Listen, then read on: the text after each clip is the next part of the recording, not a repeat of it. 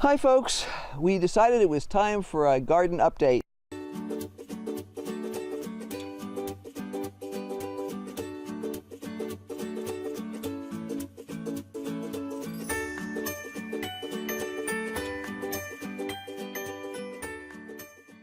We had planned to do a garden update on Naked Gardening Day, but the weather was terrible. It was way too windy. What I'm sitting next to right now is my gigantic lavender plant, which is no longer as gigantic as it was. If I'd been sitting here 4 or 5 days ago, I'd be sitting in the plant. It had spread all the way out to this bed here, and my dog and cat like to smush in there trying to catch lizards and mice. It turned out that from them smushing in here so much, they had actually caused the bottom branches to be in direct contact with the dirt. Therefore, the lavender had grown roots on all those branches. So I went to trim this back the other day and discovered that I couldn't trim it back unless I was willing to dig up a whole section of lavender here. But I got all this lavender out of here, and then I've potted it all up. We're going to be going to a garden club meeting later this month, and there were a couple people there last month talking about lavender, and I said, great, I'll give them lavender. I planted one other piece of lavender in the yard, and I have 2 other pieces that I'm still trying to decide where I want to put them. The lavender here just adores the weather, and this thing in just another month or so will be just a giant carpet of gorgeous flowers, and you'll be able to hear all the bees and everything, because it's amazing how noisy it gets. It's a great magnet for pollinators in the garden, not to mention the fact that it smells great. The goal today was to give you guys an overview of what we are planning to do this year. We have a total of 12 beds in this section of the garden. That's based on irrigation. There's actually multiple beds involved in some of those spots. I guess it's time to walk around the yard and see what's going on. This green on the ground over here is mostly oregano that has gone wild, and we actually have to kind of beat it into submission periodically. Now this gets no water out here, and that's one of the things I love about it, is that it's a Mediterranean plant, so it's heat tolerant, and it can grow without any water whatsoever in this area once it's going. Right behind it's got a rose bush in there, but on top of it the chives are blooming right now, so that's a really impressive view. I will cut off those chive seeds before they go to seed again this year.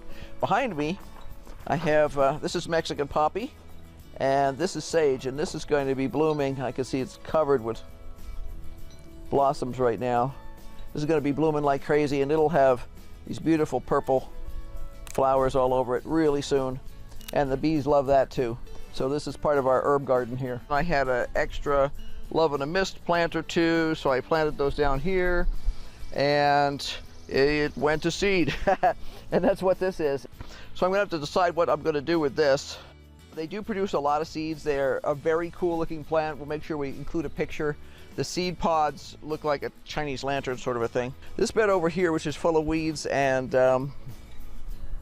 actually it's got a lot of California poppies in it right now, was our yellow beans last year. And I think this year we're probably gonna wind up with peppers and tomatoes in there. The rest of our tomatoes will probably be in the straw bales. This has got broad beans planted in it. In the United States they call them fava beans, but the Brits call them broad beans. And we had, as of this morning, there's 5 of these little guys up. Now they're hard to see because they're just literally starting to unroll, and it's easier to spot the weeds sometimes than it is to spot the beans. We're hopeful that what we'll be able to do is get these off and succession plant with something else behind them. They actually like the soil cooler, so we got them in as soon as we could, and we're hoping that they'll go crazy and do their thing, and then we'll be able to harvest them before it's time to put something else in here. The rhubarb bed has candy onions, parsnips, a few carrots from last year. The parsnips are all starting to come up now, and a couple of them have actually got true leaves, so you can tell it's actually a parsnip and not a weed. We had Swiss chard in here. I can tell I'm going to have to, that overwintered and was doing really well, but something got in here and ate it when I came out and it was gone. I've got this big spot here that would be perfect for planting out a lot of the greens and stuff I've got going in the greenhouse right now, because I've got pak choy and I've got lettuce. I also have some candy onions that were started from seed. Let's go to the asparagus bed. And I need to cut again tonight. I almost cut this one last night. I probably should have. It's actually lengthening out faster. This is our asparagus bed. It's been in major production. We're getting anywhere from 3 or 4 spears to a dozen spears a day. In fact, we've done a video on how we freeze it up, because honestly we like asparagus and we eat it quite often, but there's a limit to how many times a day. I don't want asparagus for breakfast usually, and that way we can enjoy it off season. And we know it's an organic. I mean, we top it with a couple of inches of compost every spring and give it some organic fertilizer. And these are new asparagus that came from seed, because we let our asparagus, once they've been harvested as much as we're going to harvest, they grow ferns, which usually get about that high, and we just leave them until they die in the fall, and then we cut them down. This bed is actually 3 feet deep. That's our asparagus bed. We love it. It's actually really pretty in the fall when the ferns get really tall, and you can they turn color and stuff like that. They get sort of reddish brown a lot of times. So we don't get much color here, so it's kind of a treat.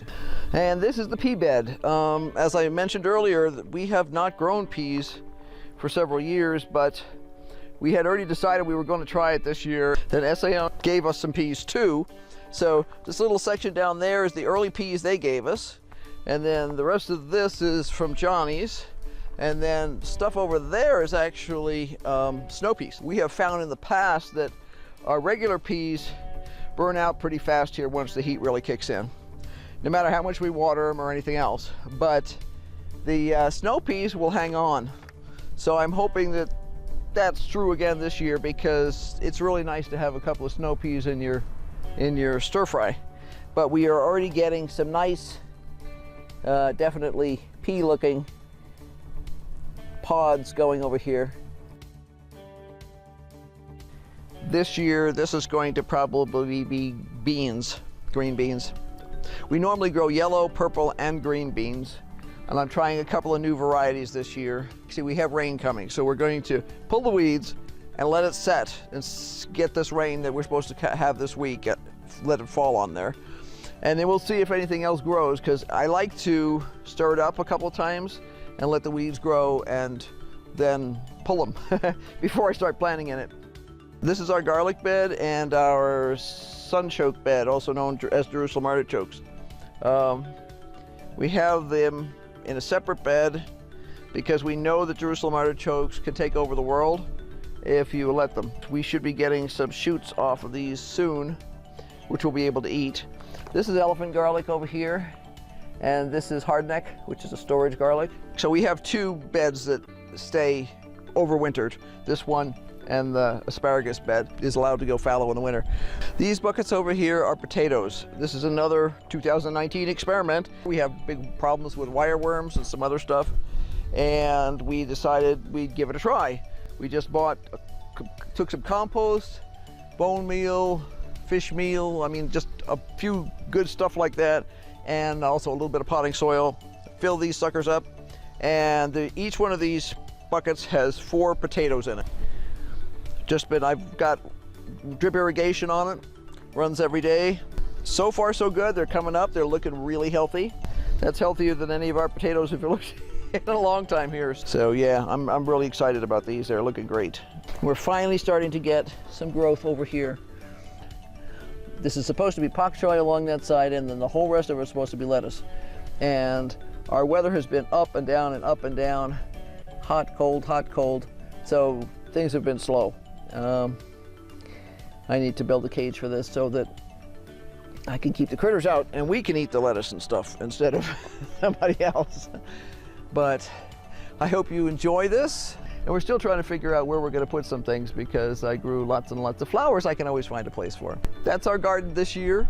I hope you managed to find a place to have a garden at your place, even if it's just a pot like our potatoes are in, or a single hay bale or straw bale turned into an individual garden.